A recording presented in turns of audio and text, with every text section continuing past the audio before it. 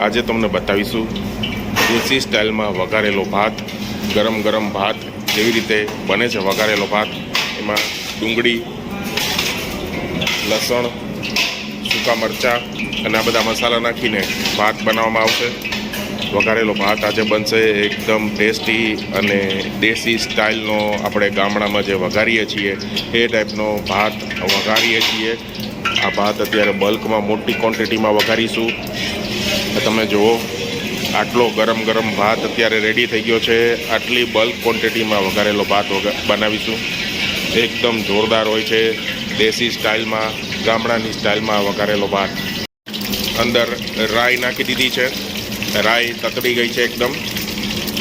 પછી હવે બીજા મસાલા નાખીશું અંદર.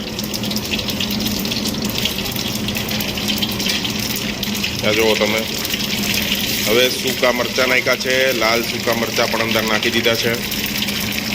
હવે આની અંદર જીરું નાખ્યું. જીરું પણ નાખી દીધું છે. જીરું પણ તતડી ગયું છે. હવે એમાં હિંગ નાખે છે. આ હિંગ આવી ગઈ. હવે આ લીમડો નાખ્યો અંદર. હવે એની અંદર નાખી ડુંગળી. હવે થોડીક વાર આને સાતળશે. સાતળીને જ્યારે ડુંગળી થોડી બ્રાઉન થઈ જાય પછી ભાત ઉમેરશે અને બધા મસાલા ઉમેરશે. એકદમ દેશી ગામડાની સ્ટાઇલનું આ આપણું દેશી જે ભાત વઘારીએ છીએ એ છે. અને આ ખાતા પછી એટલો સંતોષ થાય એવો આ આપણો વઘારેલો ભાત છે.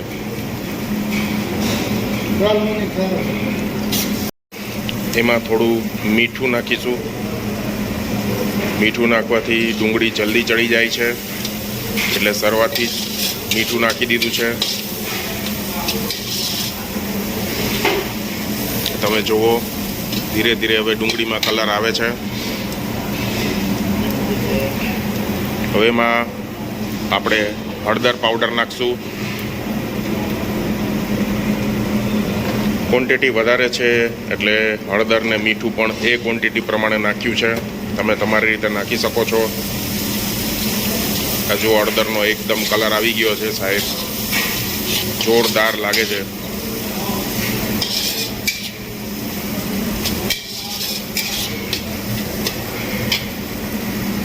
એની અંદર બધો ભાત નાખી દઈશું.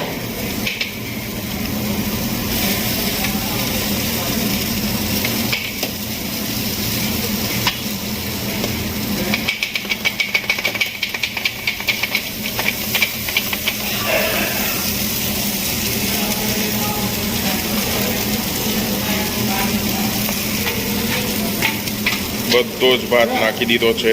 તમે જુઓ, આખી કઢાઈ ભરાઈ ગઈ છે મોટી ક્વોન્ટિટીમાં. આ બલ્કમાં દેશી આપણા ગામડાની સ્ટાઇલમાં, ખાસ કરીને કાઠિયાવાડ સાઈડ આવો વઘારેલો ભાત બહુ જ બનતો હોય છે. આ તમે જુઓ, ધીરે ધીરે કલર આવતો જાય છે.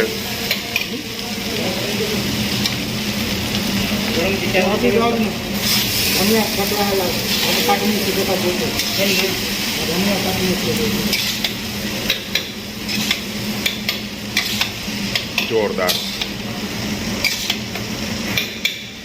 હવે આમાં ધાણા નાખી દીધા છે. અને હવે જુઓ, આ ભાતનો એકચ્યુઅલ કલર આવો હોય. આ ભાતને પ્રોપર મિક્સ થઈ ગયા છે.